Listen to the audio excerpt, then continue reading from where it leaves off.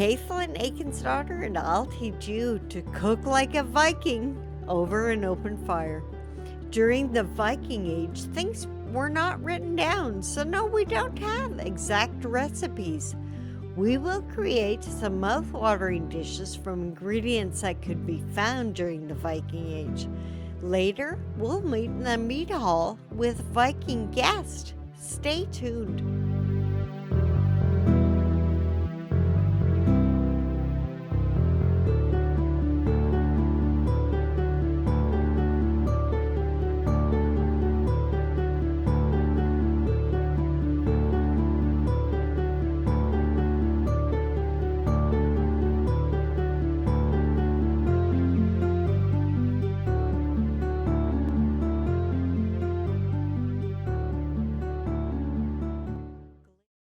Today, I'm making an incredible mix of easily found ingredients that is always a favorite among our Vikings: bacon, apple, onion. That's it, a delectable mix of smoked bacon cured to preserve it since we didn't have fridges back then. Apples, probably more of a crab apple at that time. We use what we've got. And onions, found both wild and grown on their land. In the village, one pot of food would feed a large number of people. Often stews, soups, or pottages were made as ingredients could be added to make a larger amount. Ingredients would change as availability changed. Their lives followed the seasons, fresh in the growing season, dried or smoked occurred during the long winter months. Today, I'm making a small amount. This recipe would be a base that could be adjusted as needed. I'm gonna peel the onion and chop it into bite-sized pieces. We'll add it to the pot after the bacon is done and stir it with the bacon for about 5 minutes. Often people think Vikings, pillage and raping, killing and warriors. However, like onions, they had many layers. The people who lived in Scandinavia, UK, Denmark, Greenland, Iceland, and surrounding areas during the Viking Age are often now referred to as Vikings, when in fact they're just people who lived in that area at that time. So Viking wasn't actually who you were, it was something you did. While some warriors did go off in search of stuff, exploring for land or valuables, they often were farmers. We know farming is hard work and hard work makes us hungry. Apple is used, peel and all, good fiber. Just chop it into a large dice. The apple will go into the dish last as it only needs about 2 minutes. Landowners had farms and needed people to work them. They'd buy slaves or thralls who may have worked for their freedom. My parents were thralls, bought in Denmark and brought to the southern tip of Norway to work on our landowner's farm. So I was born a thrall. My parents were hard workers and taught me to work hard too. In time, the landowner noticed me and wanted to marry me. My parents, wanting me to have more out of life, agreed, and I ended up as a rich landowner's wife. The bacon I'll just rough chop and then put it into the hot cauldron over the fire. We want the heat to render all the fat, as that will provide most of the flavor to the dish. So, here I was, now the wife of a rich, powerful landowner. Great, right?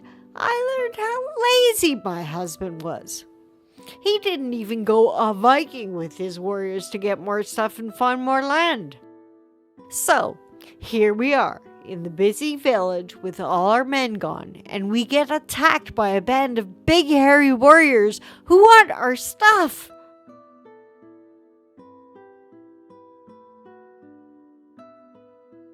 My husband ran to hide, of course, but a large brute found him, and oh dear, my husband happened to get in the way of the swinging axe. I was now a very rich and powerful widow. Now for some herbs. Being in the warmer season, we're lucky to be able to use fresh herbs. We have fresh thyme for our dish today. We'll add it with the apple. Ooh, I see some pepper. Pepper was a treasure.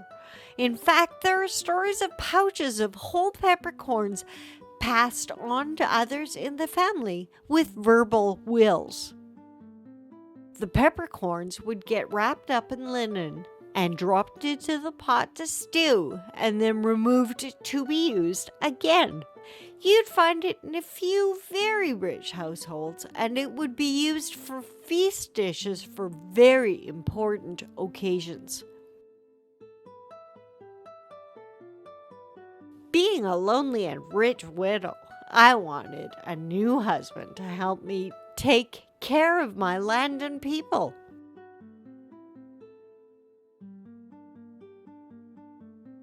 I saw Sheldon, the warrior who made me a widow, as a hero. When he offered me a pouch of pepper as a betrothal gift, I jumped at it.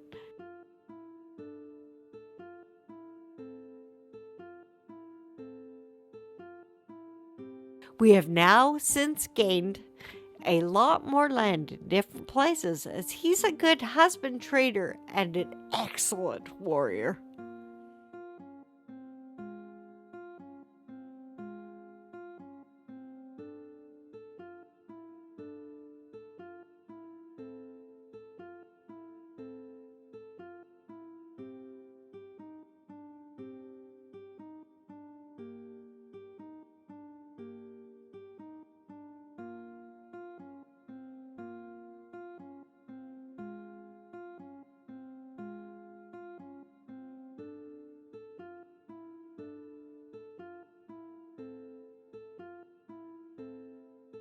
The knife I'm using today was made by our local blacksmith.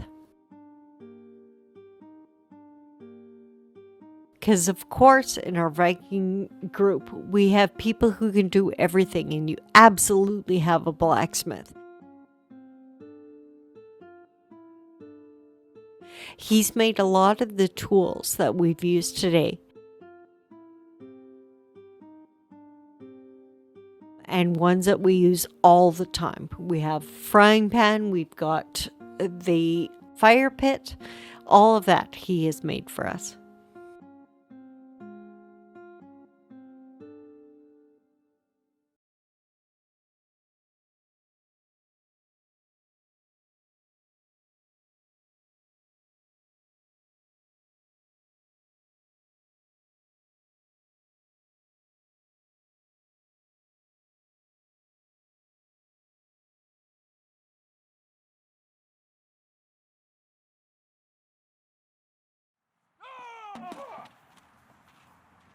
If you would like more information on the recipes and tools we use, check out our website at cooklikeaviking.com.